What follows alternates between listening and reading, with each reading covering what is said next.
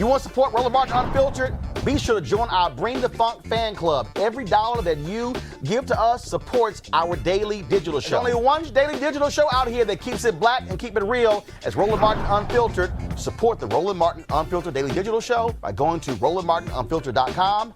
You can make this possible. All right, folks, St. Louis County Prosecutor Wesley Bell announced that he will not charge former police officer Darren Wilson for the murder of Michael Brown. Wilson, a white officer, shot and killed Michael Brown on August 9, 2014. Bell, an African-American recently elected, reasoned that after an independent and in-depth review of the evidence, they couldn't prove when Darren Wilson shot Michael Brown that he committed murder or manslaughter under Missouri law. Our panel, Rob Richardson, host of Disruption Now podcast, Derek Holley, president, Reaching America, and political analyst, Lauren Victoria Burke, who writes for NNPA, the National Newspaper Publishers Association. Rob, I want to start with you. When you look at this decision here made by Wesley Bell, African-American DA who was elected, still does not satisfy folks there, but he clearly stated they could not determine if it was murder or manslaughter under state law. Yeah, I mean, I have some empathy for the brother. It is hard, even though he probably knew that he would like to be able to charge him.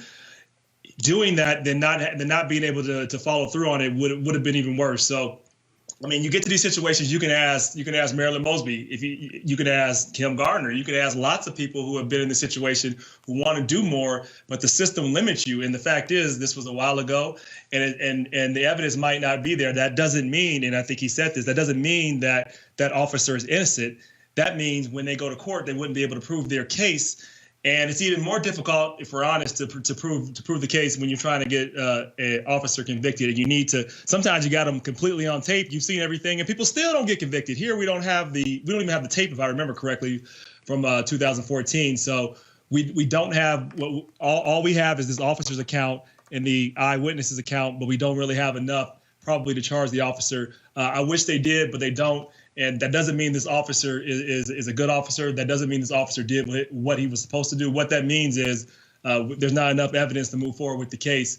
But I still think you have a prosecutor that wants to do it. That's the difference. Before you had a prosecutor that was doing everything possible to blame the victim. This is not the case here. And so I still think they're getting more justice than they would have gotten. And I think officers there will be on guard because they know that they're not going to have a prosecutor that's just going to go along with everything that they say, which is what you want in a prosecutor. Lauren Victoria Burke.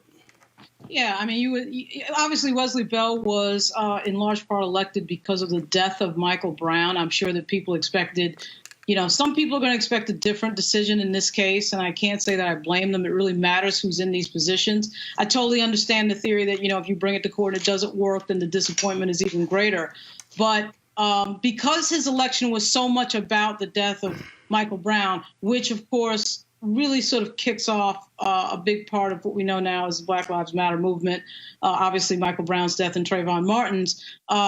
You almost wish he had brought the case because that death really makes no sense. The circumstances around it, some of the videotape that we see of Michael Brown in a convenience store beforehand, what he's doing, et cetera, doesn't comport with what ends up happening that causes his death. Also, the actions of the police after his death. I know this has nothing to do specifically with a criminal prosecution, but leaving his body out in the street, uncovered for hours, I think was a thing that was meant to send a signal to that community.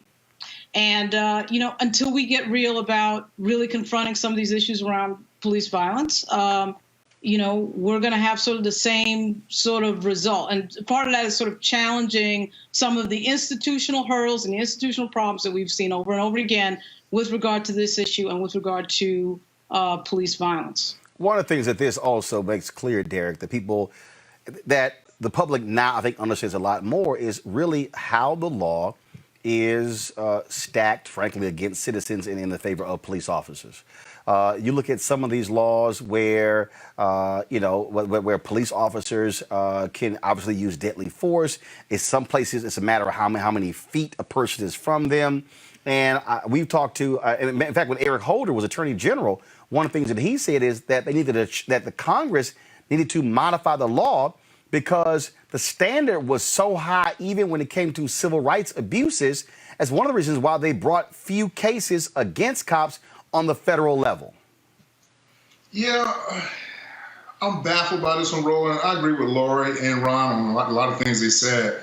And you look at the tapes that that did come out about Michael Brown, and it seemed clear enough that, you know, a conviction could come with this case right here.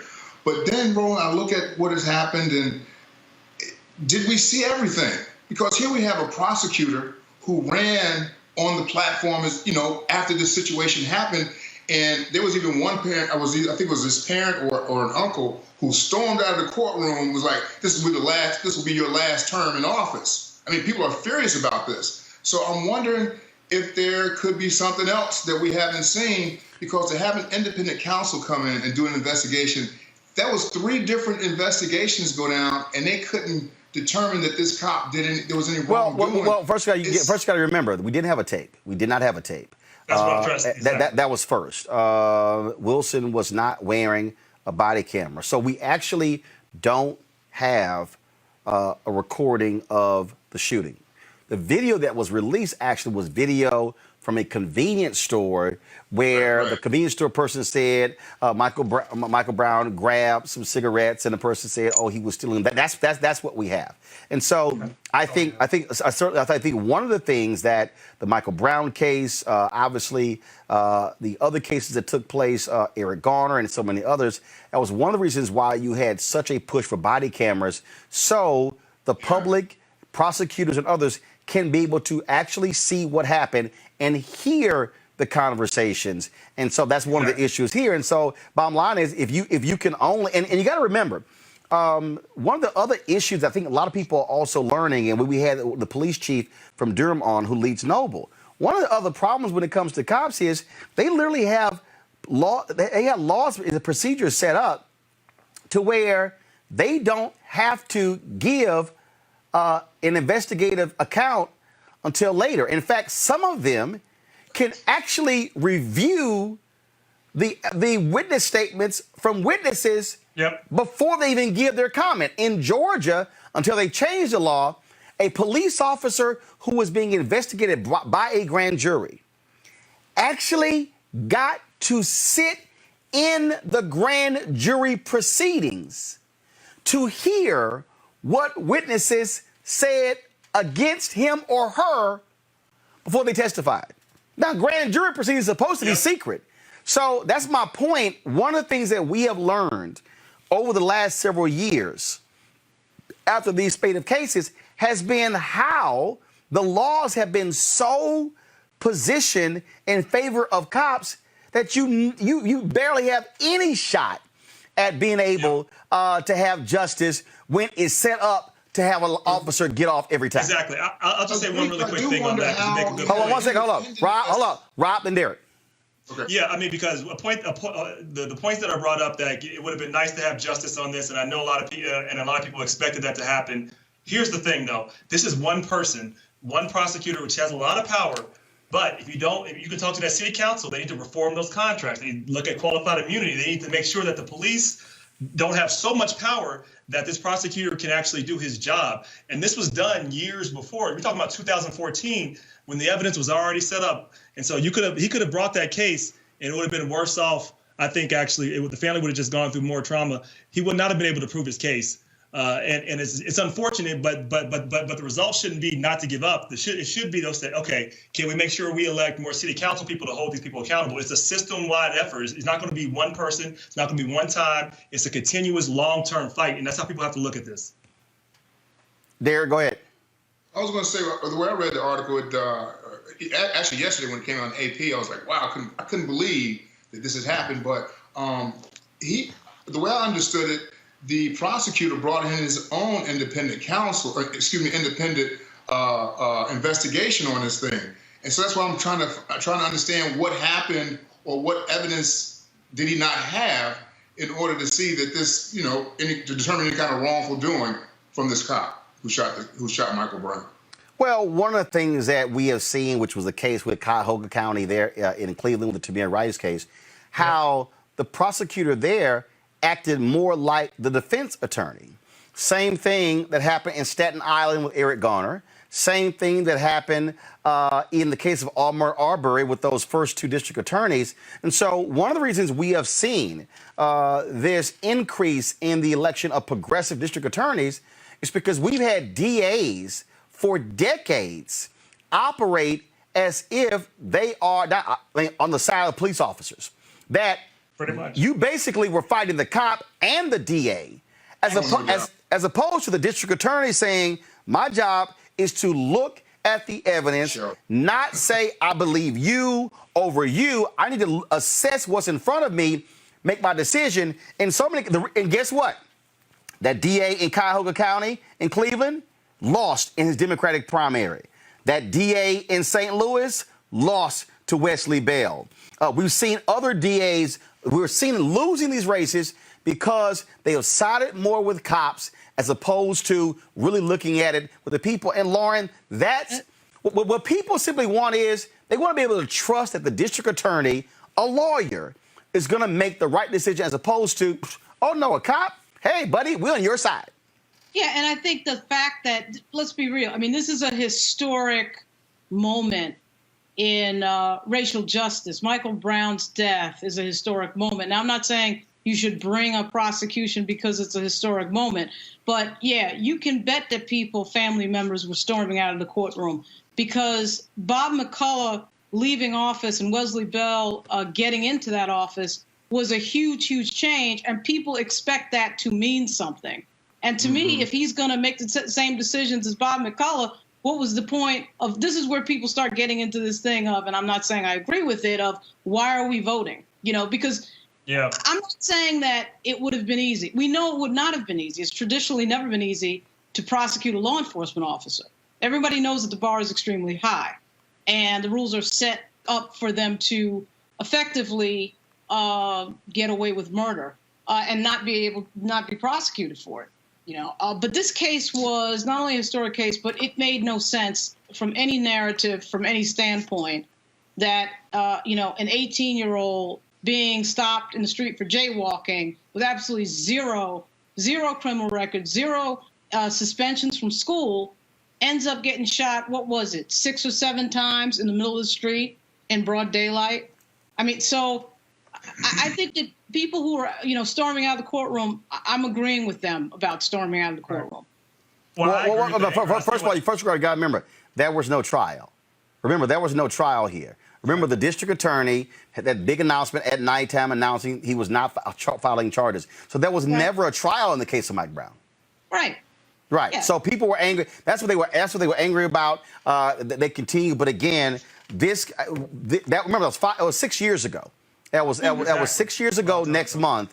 But what that case did, it added to people really beginning to understand all of these different laws, because we saw Eric Garner in New York. We saw John Crawford III there in Ohio. We saw Michael Brown. And then every time we saw one of these cases, it was another example. And Derek, that's why all of these cases is what has led us to this point of people saying defund the police. By folks saying you can't just continue to let police run rampant. And so it was body cameras, it was dash cams, it was civilian review boards. And so this case and others really put us to the point where we are today for folks to say there has to be a massive reexamination of law enforcement in the United States to make sure these things don't happen again. Derek first. Agreed. Still don't understand how this independent investigation that the prosecutor brought in didn't find anything. But I agree with you, Michael Brown. It was his case, like you said, it really sparked this national movement, I think. And while it went away, because it was 6 years ago, I think he was the start of it.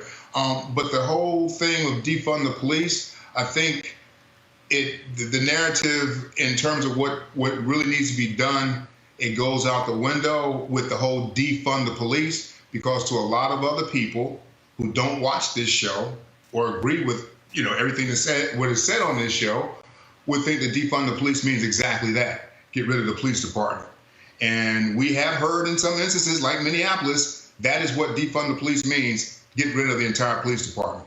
Now, you and I know, we've had this conversation on this show, it means in certain areas, reappropriating funds to certain areas. So when there's a need, not necessarily for a police officer, but some mental health involvement, then maybe you can de-escalate some of the situations that are taking place when the police shows up, Right. particularly in black neighborhoods.